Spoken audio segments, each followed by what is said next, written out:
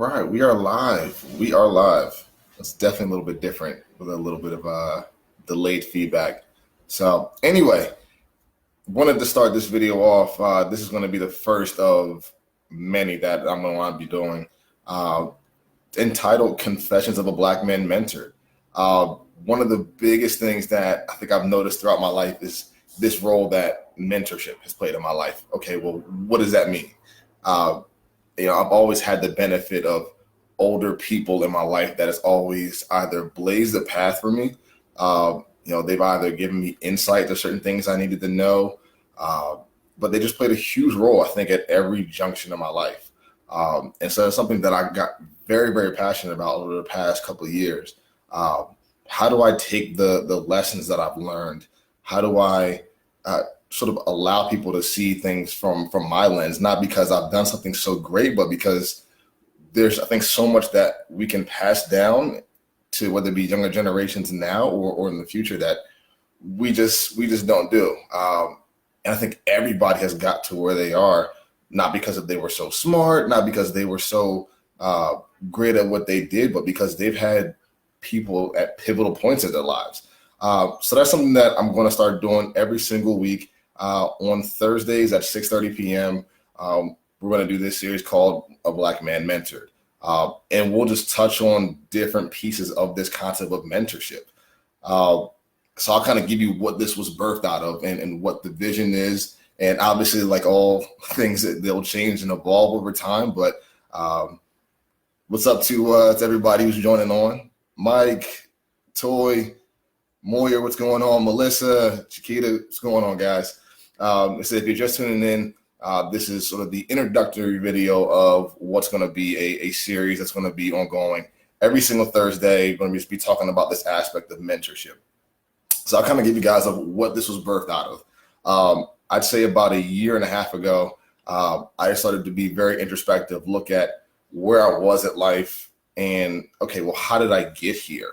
And realize it wasn't because I was so smart. It wasn't because, I had the best grades in school or, I think I looked back and saw that at every junction of my life where there was, what I like to call just different checkpoints to success, there was somebody there that really gave me the insight into that next level.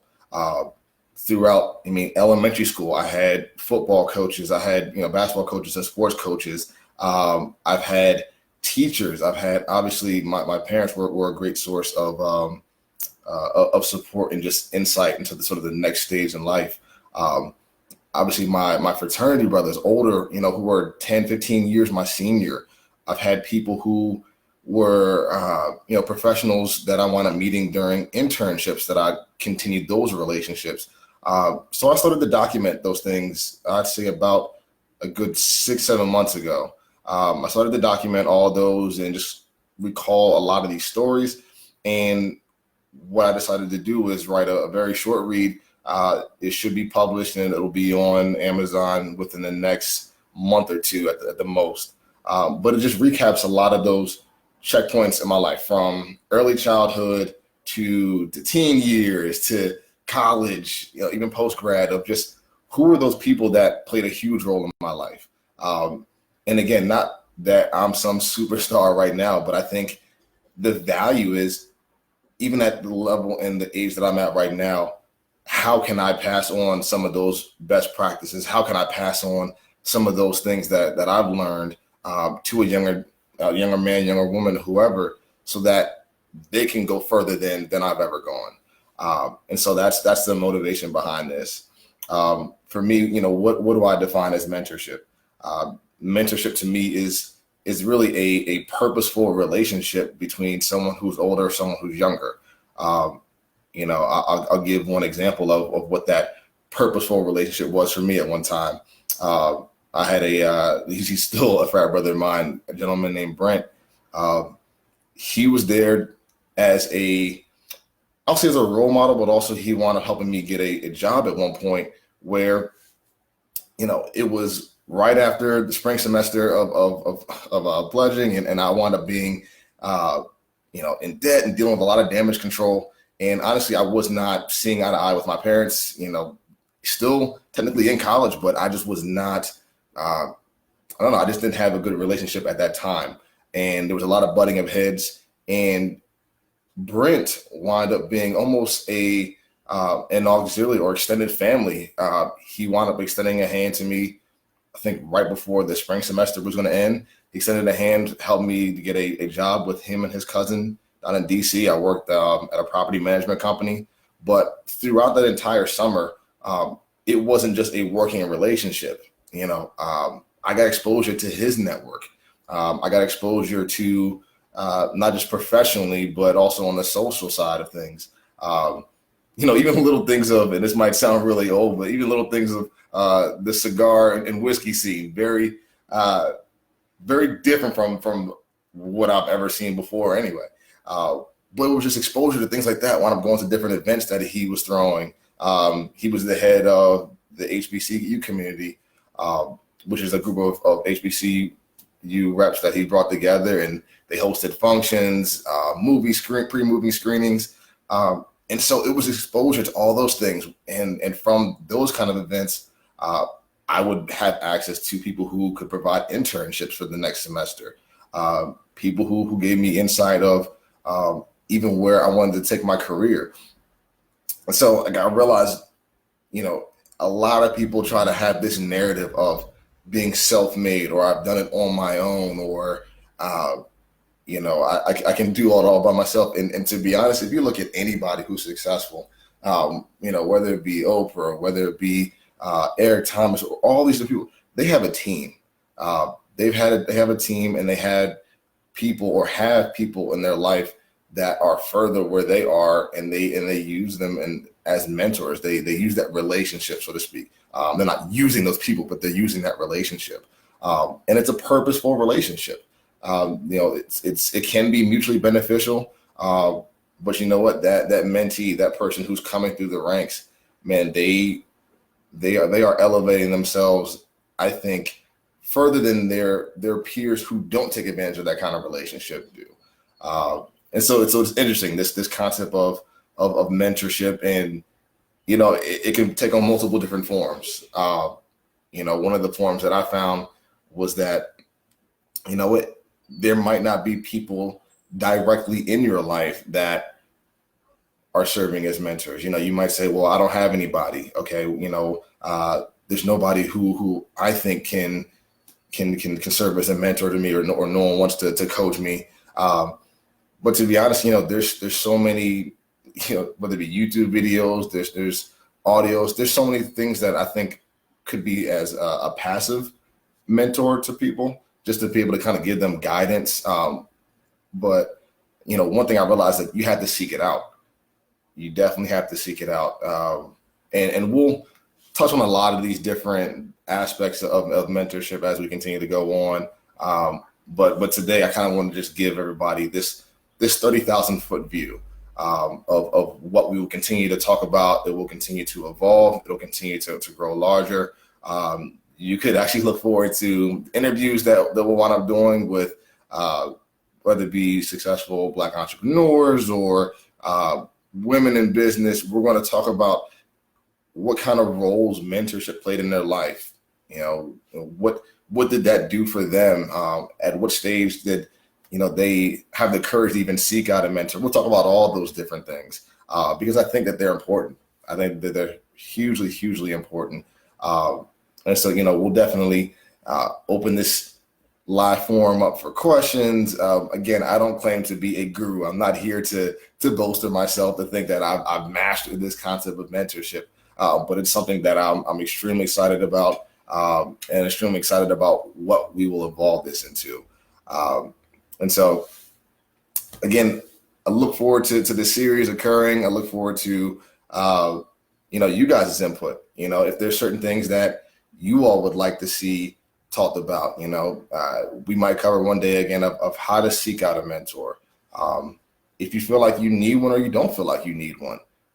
Some people think that they are good by themselves, and God bless them. Maybe that's the case. It wasn't the case for me. But we'll talk about that. How do you seek out a mentor? What does that conversation look like?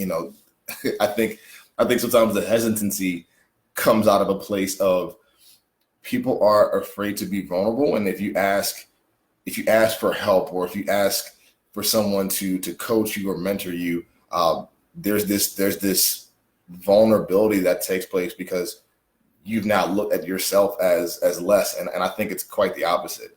I think it shows a lot of strength for people to reach out. It's a lot more uncomfortable to just cower and not extend yourself.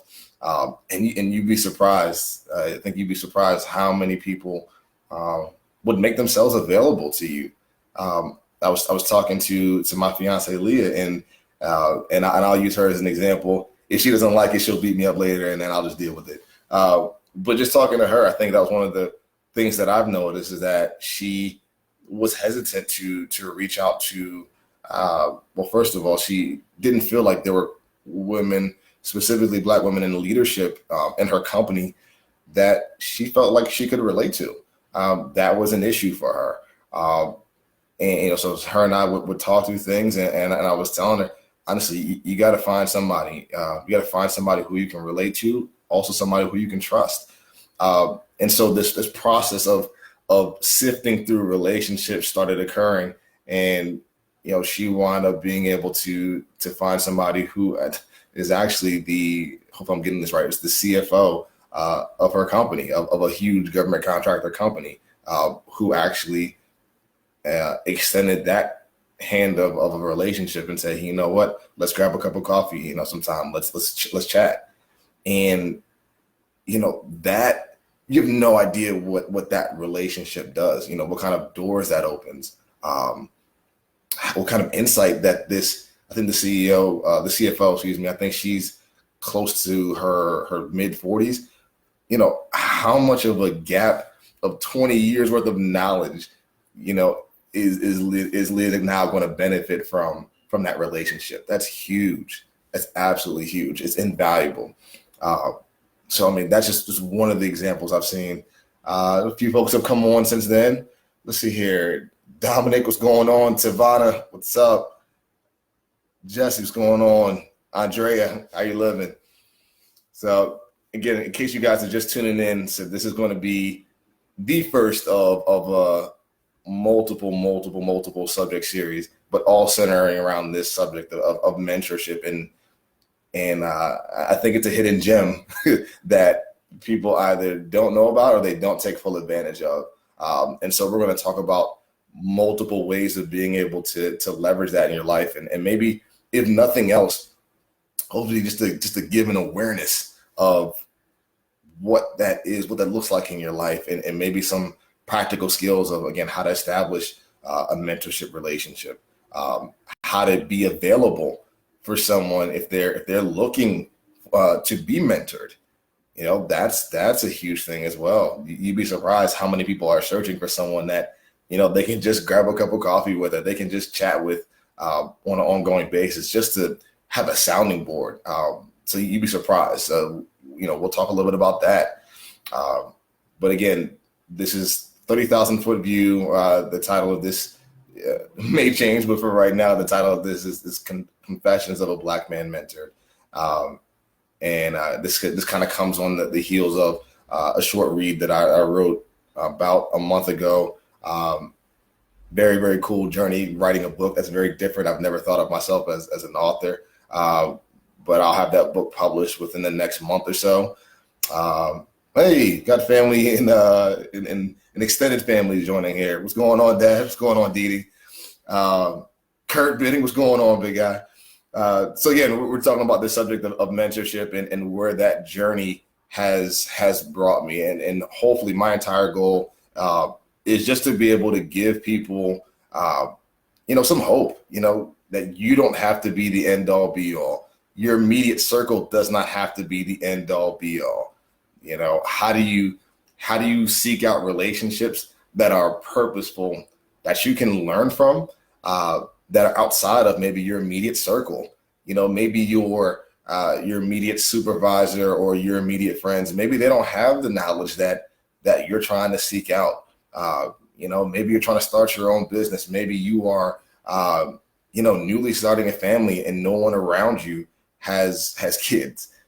How do you learn practically, not just, okay, you can do an internet search, but how do you learn firsthand and see examples firsthand in front of you of how to learn all those things? So that's, to me, like, that's one of the golden nuggets of mentorship. Is it's an enjoyable relationship that you're mutually benefiting from. I was referencing earlier, again, a frat brother named Brent, who, again, we had this relationship that was mutually beneficial. I was introducing him to sort of my cohorts in the fraternity. He was learning certain things about the college dynamic.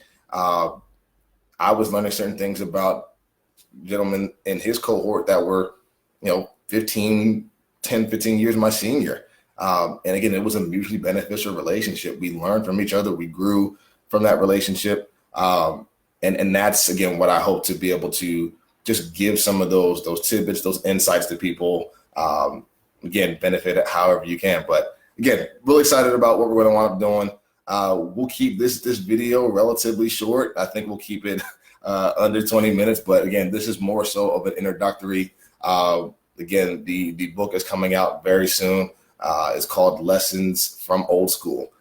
Very excited about just getting it into the hands of everyone, but getting into the hands of a young man, a young woman, to allow them to be able to have some insight of how to be able to seek out people, how to be able to establish those relationships, and to be able to gain some awareness of that every stage of your life, you're going to have people that are there for you, available to help, and who genuinely want nothing in return but to be a resource and to be a blessing to you.